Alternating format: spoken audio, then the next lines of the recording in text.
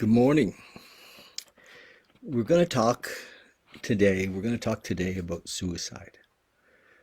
Um, yeah, we're going to talk about suicide. It's uh, I started a conversation about this yesterday a little bit in my post, and this in this post, uh, and I couldn't even say the word. It's interesting. I'm looking back on it, and I said a friend had killed himself, and but there's I recognize that there's stigma. There's stigma around suicide, and it's not a subject we talk about, and there's a kind of a veil of silence around it. Uh, I know of, first of all, I know probably 100 people who have taken their lives. I remember the first. I remember the first so well. I was young. I was in my teens, and this is a man who lived in the apartment building I rented, and he his wife had left, and he was, you know, distraught. And I had spent some time talking with him, but I didn't have the tools uh, and to talk about suicide. I didn't have the tools, and this may not be a popular subject, right? But and I remember feeling guilt after. Uh, you know, he had taken his life. He shot himself, and I had to, you know, the police were there, and I went to the door and asked if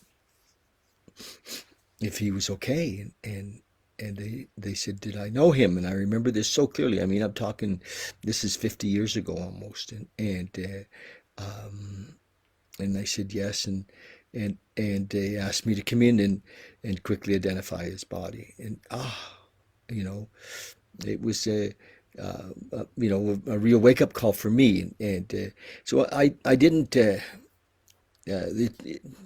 Nobody teaches you about this. Nobody talks about suicide. And I didn't know. I was like, holy shit. Even though in my teens I had considered it myself, um, I really didn't have uh, a knowledge of it. I didn't have a way to, yeah, I didn't know. So what do you know? Do you want to talk about suicide? Do you want to,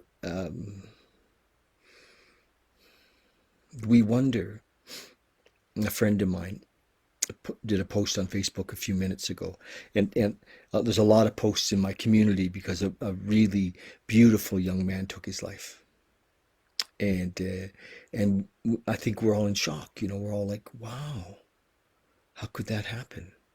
And we're struggling. We want to understand, and we wish there was something we could do. Every one of us thinks, oh my gosh, I could have called him. I could have, we all go through that. It's like, and because we didn't see a lot of signs, and to a friend of mine posted today that no matter what happens, that we should reach out and call. But what I want to talk about is the stigma. There's a lot of stigma around suicide.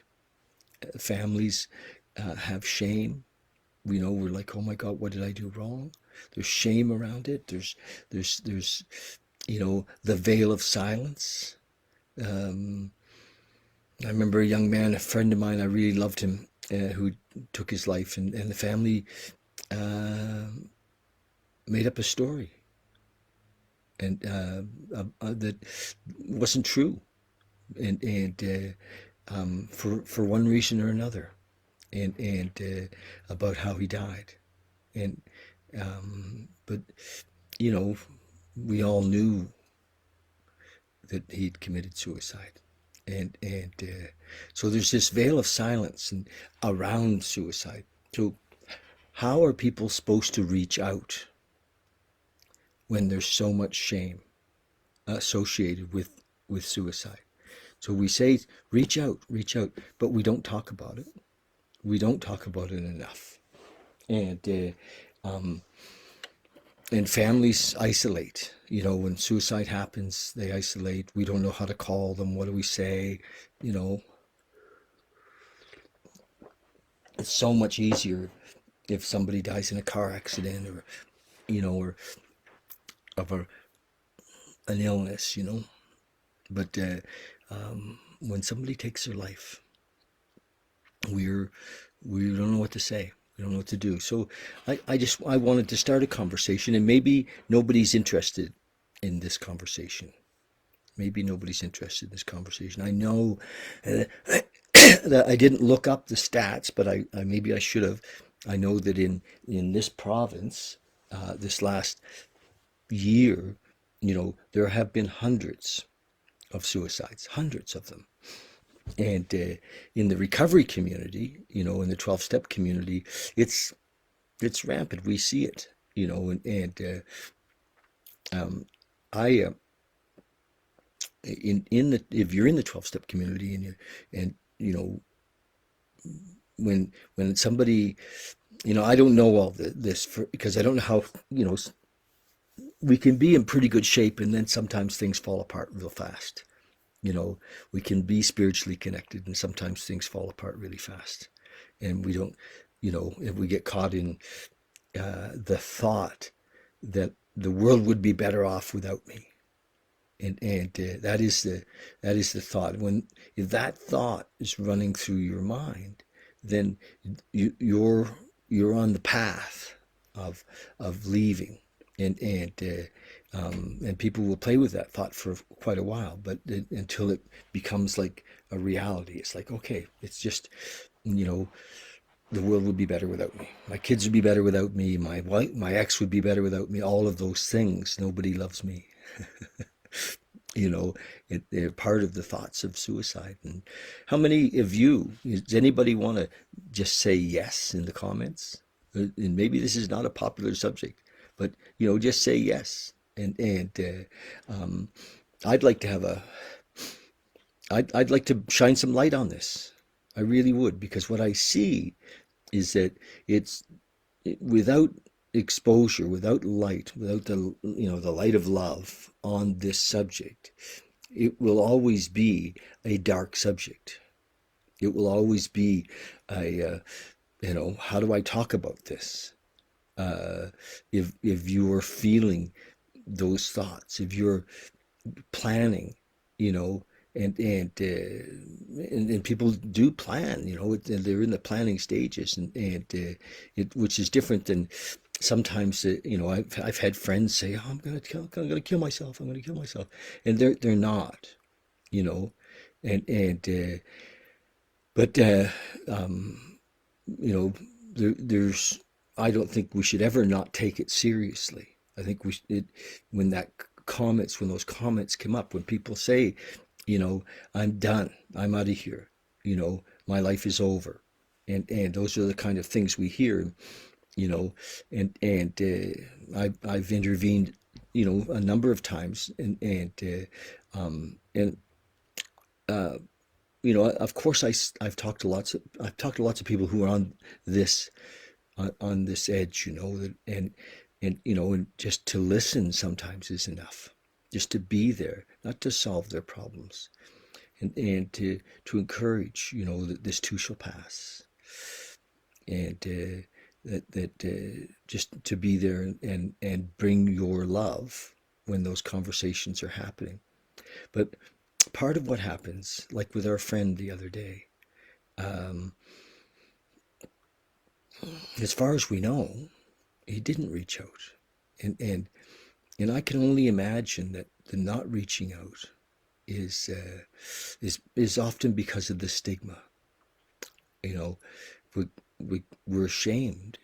We have shame about thinking about suicide, and shame closes the door. We can't talk to anybody. Shame is like, oh my gosh, I am a terrible person because I'm thinking about um, about suicide.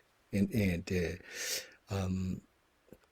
so, I have one friend who just said yes. And you know, and I was in a room one time with a bunch of men. We were doing a weekend seminar. It was all men. And there was a young fellow there who came forward that he was thinking about suicide.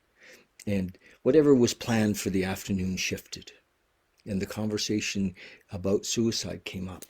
And we talked for maybe a couple of hours as a group, you know, and we asked the question. There was maybe 30 men in this little hall in the lower mainland of BC. And we asked the question, how many men had considered suicide? It was almost 100%. It was almost 100%. And how many men had actually attempted? There was a smaller number, but it was there. And so, why is it something that we don't talk about? You know, I've been very fortunate because I run in groups, I hang out in groups where this kind of stuff gets talked about. There aren't any taboo subjects, you know. But man, oh man, the family is often so ill prepared. What do I do? Because of shame, and so what do we do? Well, right now, in a situation where there's somebody that we know that's committed suicide, we reach out to the family. We do. We reach out. You know, um, Many times that friends of mine uh, who've had a suicide in their family, a child or a father, or they tell me that people don't reach out. People are uncomfortable and they don't call, or they call maybe once, but the pain often goes on for months of grief. And so, you know, stay in touch, bring light to this thing, and everywhere that you can to the subject, to, when it's happening in people's homes, bring light to the subject, you know. Yes, it's tough. Jason says it's tough. It is tough, but we have to recognize that it's a fact of life, if look at all the conversation that's going into, say, this COVID thing. And as many people have died of suicide in this province in the last years have died of COVID, but nobody talks about it. They don't even put it in the obituary. Died suddenly. Died suddenly. Well, it's shame. And it's right at the core of the whole thing. And it's the reason that people don't reach out. And I had another young fellow that worked for me, and who committed suicide, and that was a tough one. I really love that kid, and he his father and his stepfather had both committed suicide, and I didn't know that. And you know, I have endless stories about suicide, and so, but we reach out. We be there for family. We When people are threatening suicide, it's easy to go to a posture with them of, "Come on, get out of it," and "What are you doing?" And um, you know, and be not very compassionate. So be, a good listener, and let's take the veil off of suicide. Let's open it up. Okay, that's my message today. That when we say, "Call me," um, do recognize why people don't call. Recognize why they don't call, and also recognize that what do we do when they do? Sometimes we just call the police, and the police have to come and be our social workers, have to come and be community, you know, and try to deal with a situation that maybe they're not familiar with. They don't know the person's life, and they're coming in cold, trying to respond. And so if there's a plan and they can see there's a plan, they'll call and have the person taken to get some psychiatric help. But in the long run, it's exposure, it's love that heals this thing. It's not psychiatric help. I mean, we can poke around a bit, but it's love, and it's contact, it's connection. Um, I've been talking to another man for the last 2 days who, in a number of our conversations, has talked about taking his life, and so we're staying in connection, and I'm it's sometimes hard to know where to draw the line. And I've reached out to others that know him in hopes that they'll also be there with love. But I think we're all caught in the stigma of it, and so that's my suggestion, to open the door, and yes, Kathy, it is love always, but with this particular subject, if we don't bring the love to it, it's not, you can't just think of it, and, love is an action word. Love is an action word, you know. So right now in my 12-step community, there's a lot of people suffering. They're asking the question, how did this happen? Could it happen to me? Could it happen to somebody else I know? Why? He seemed so level. He seemed so beautiful. He was sober, you know. And so I think that, we try to answer those questions. We reach out to the community and we try to answer those questions, and it's happening all around us. We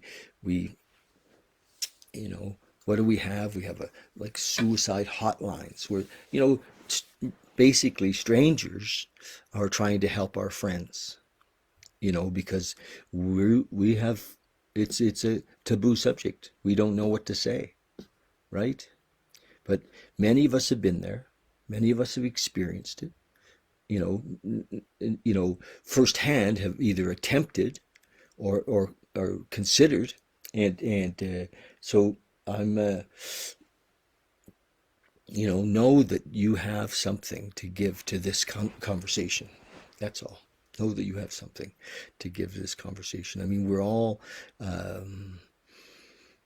most of us, all of us, probably on this, that are here today, are going to listen to this over the next little while, are, in some form of recovery. We're recognizing that there's more, and that we are not our story. We're not our fear. We're not our anger. We're not our shame. We're not our guilt. Right? We know that. We know that. We're like, okay, so what are we? Well, we are this love, right? We are this love. So sometimes we can stay, attached to the story, but my feeling, no, my experience is that, in my story includes, David the thief, David the liar, David the all kinds of Davids that this man has done. And I don't live in that anymore. I live in this moment. And this moment, where I am right now, who I am this very second, is love. It's not the story.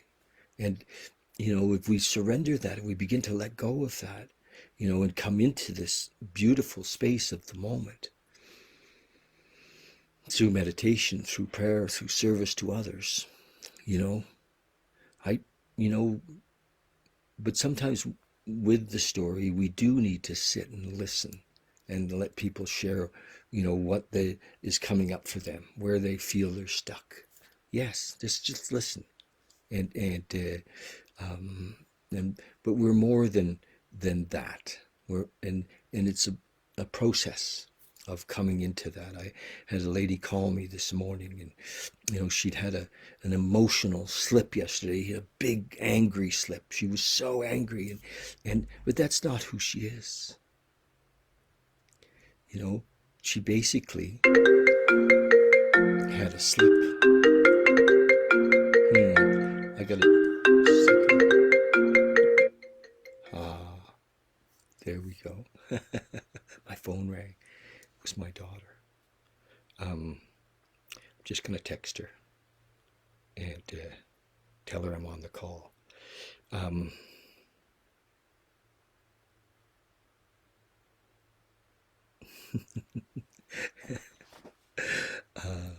my daughter messaged me yesterday, and she has a good friend whose husband's son died of an overdose yesterday, and I've reached out to them, and overdosing, is sometimes like a suicide, isn't it? We have shame, we hide it when it happens to our families, and it's tough, but it needs to be on the table. We need to be able to talk about it and be free of any guilt and shame, and recognize that we're not to blame. If we're the survivors, we're not to blame, or if there's something that was amiss, we have tools to heal those things. If we felt that we didn't, if there's something that needs to be cleaned up, we can do that, even when the other person's gone. So, and there's tools to do that. I have tools. We have tools in the 12 steps to do that, and to be set free. Okay, that's a lot. That is a lot. And I'm going to just going to read the reading for the day. It's a big subject. Let's talk about it, okay? I want to talk about it. I want to talk about it a lot, you know, and take the stigma. Let's drop the stigma around suicide, because the stigma isn't preventing it. Judgment doesn't prevent it. Judgment keeps it in the closet, so that we say, "Oh my God, what happened? Why him? I mean, we loved him."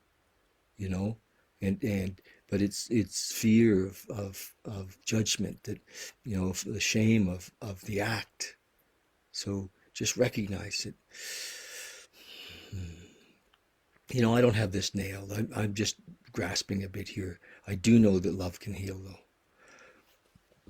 So if you have any more thoughts or anything you want to say about it, do right here in the comments. If you want to call and talk about it, I was thinking I'd like to do a Zoom call, where maybe a dozen of us talk about suicide. When we bring it out, let's talk about it. Yes. Okay. What's the date? My gosh, every day I have to look. I never know till the morning. I'm like, oh my God, it's the 19th. Freedom, baby. So, January 19th, in my little book here that was written, published in 54, but written in the 40s. It's beautiful. Early days of the 12-step world. And this man, obviously had some pretty, big awarenesses, And, well, Kathy, I appreciate you being here for this talk. Thank you. Kathy says, I appreciate this talk. And I'd like to continue it, and with all of you. And um, let's be brave. Let's venture into this one, and yes, it's tough. And we say it's tough because we don't know kind of what to do with it, but if we get in and we talk a bit, we open the container, the answers will come, and if we're there with the right context and the right, the answers will come. And I think we can make a difference. I think we can help some folks, and out of their pain, Kathy and I talk about, we're jailbreakers, we want to free people. Well, imagine the prison that we're in, the walls of the prison that we're in when we take our own life. That's And we want to bust those walls down. And those walls are shame, guilt, fear, judgment, right? And we can break them down with discussion. We can break them down with love. Okay, January 19th. Thought for the day. On the foundation of sobriety, we can build a life of honesty, unselfishness, faith in God, and love of our fellow man. Yes! Hoorah!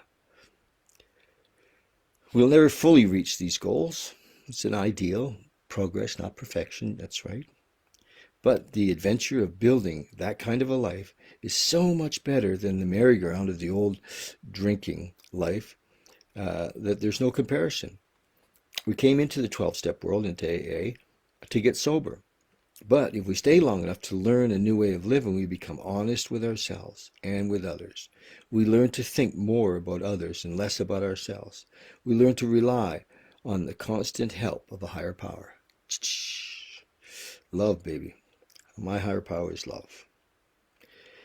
Am I living the way of honesty, unselfishness, and faith? Meditation for the day. I believe that God had already seen my heart's needs before I cried to him. And please know that every one of us who's gotten sober, who's hit the bottom, has reached out. In a quiet moment, in the woods, in the car, wherever we were, in bed, hanging onto a toilet, we'd said, God, please help me. And his meditation, he says that God already seen my heart's needs before I cried to him, before I was conscious of those needs myself. I believe that God was already preparing the answer. God does not have to be petitioned with sighs and tears and much speaking, although that doesn't hurt. He says he doesn't have to be petitioned with sighs and tears and much speaking before he reluctantly looses the desired help. He is already anticipated by every want and need. I will see this as the plans unfold, as his plans unfold in my life. Beautiful. Beautiful. Grace, baby. Prayer for the day. I pray that I may understand my real wants and needs. I pray that my understanding of those needs and wants may help to bring the answers to them. Beautiful. Beautiful. Okay. If anybody'd like to call me ever, I'm open for that. I really am. So we're a little long today, so we'll just have a short meditation. We're just going to drop in just for a short meditation. I'd love it if you join me. I mean, really, it's not going to be long, 3 to 5 minutes tops, and just go inside. Just close your eyes, and you can make this a habit. Like I drop in, boom, with one breath. It's just become a habit of being able to really drop into the space, into the expansive, the nothingness, the openness, and then it almost seems like I never leave it some days. It's beautiful. But practice, be here now. Be in your body. Feel your breath as it comes and goes. Be here now.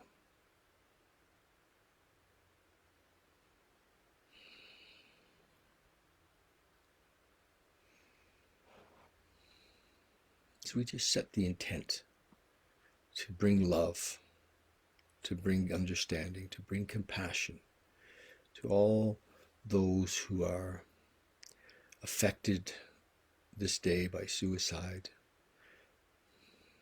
whether it's those that we know that are close, that have lost a dear friend, or even somebody that wasn't a dear friend but that we knew and admired or respected.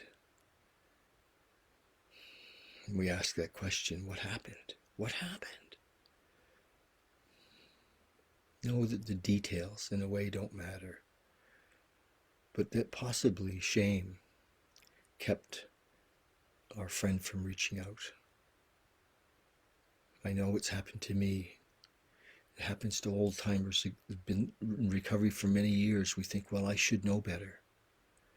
That's shame. I should know better. I should have it all together. And that thought shuts the door from reaching out. We don't know better. We can get lost in an instant.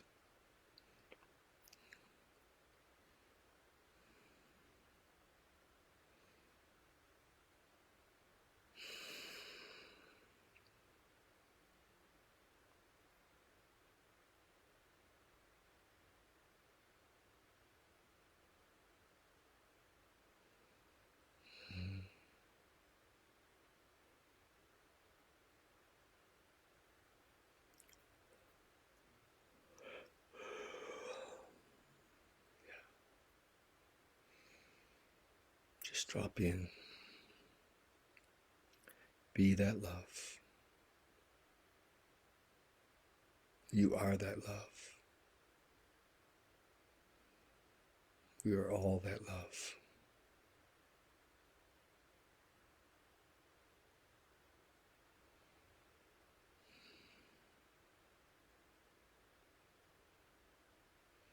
Beautiful.